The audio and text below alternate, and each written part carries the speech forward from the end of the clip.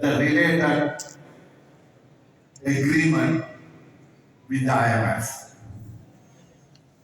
Maybe some of you know that bondholders steering committee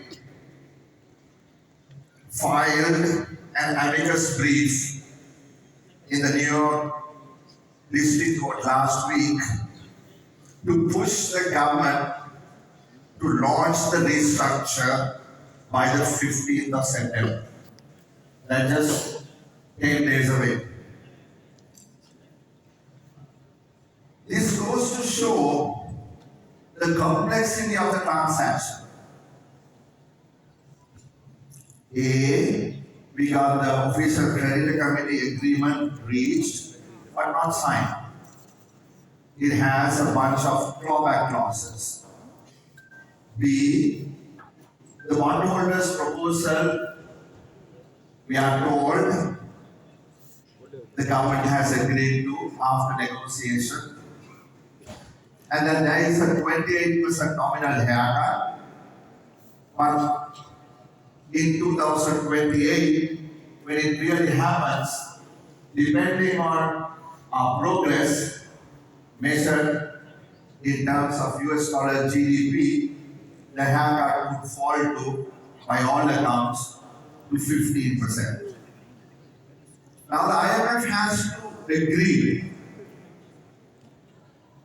that the two agreements are within the accepted debt sustainability analysis of the DSA.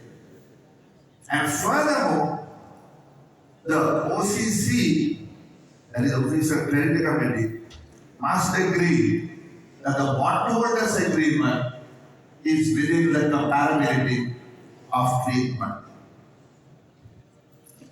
Thus far, multiple stakeholders have been obtained in that district court.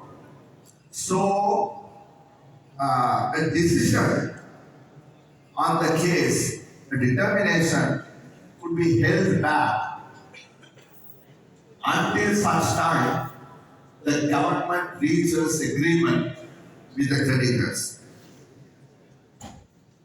So these are friendly interventions to give the government time to agree. Now, these are all based on the DSA, which has been agreed between the government and the IMF, which then leads to the negotiations with the creditors. Now, some say this is outdated. This was agreed upon in 2022, but that's not really the case. Every time the staff level agreement is signed, you update it. But those updates thus far have not made any significant changes to the parameters of debt to GDP, of the gross finance limits, the amount of foreign debt that we do go into year on year, and the gap that need to be closed by the restructure. So when yesterday I heard, or I read in the night, our competitors' economic plan, and in fact the leader of the party spoke to many of you perhaps who would have been there yesterday, said, look, we can change the DSA because the Chamber of Commerce says that Sri Lanka's GDP growth might be 6.5% as opposed to 3.1% that the IMF has forecasted. Well, if the IMF is going to agree to the Ceylon Chamber of Commerce assessment that we will create 6.5% GDP, so be it. But let me tell you, that's not going to happen. So to mess around with the base document on which our entire program is structured on is a dangerous thing and it's an irresponsible thing.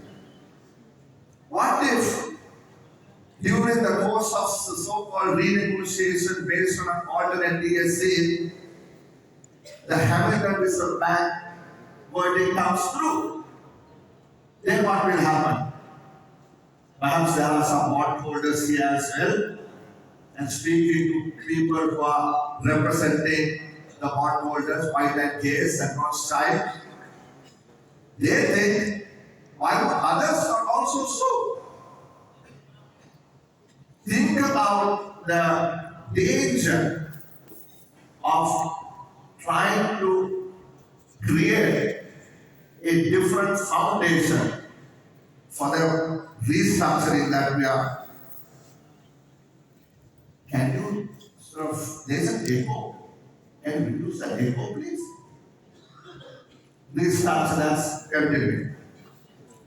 Now so I think you're very clear that when we say that there are certain limits within which we can negotiate this agreement with the IMF. There are limits within which we can negotiate and renegotiate with the creditors. It is not as if we can say, we will pay when we can, and they will say, okay, no problem. That's not how the world works. Right? So let us be very, very careful in not being fooled by certain people who say that they can change the whole thing. Now let me get to the monetary and exchange rate.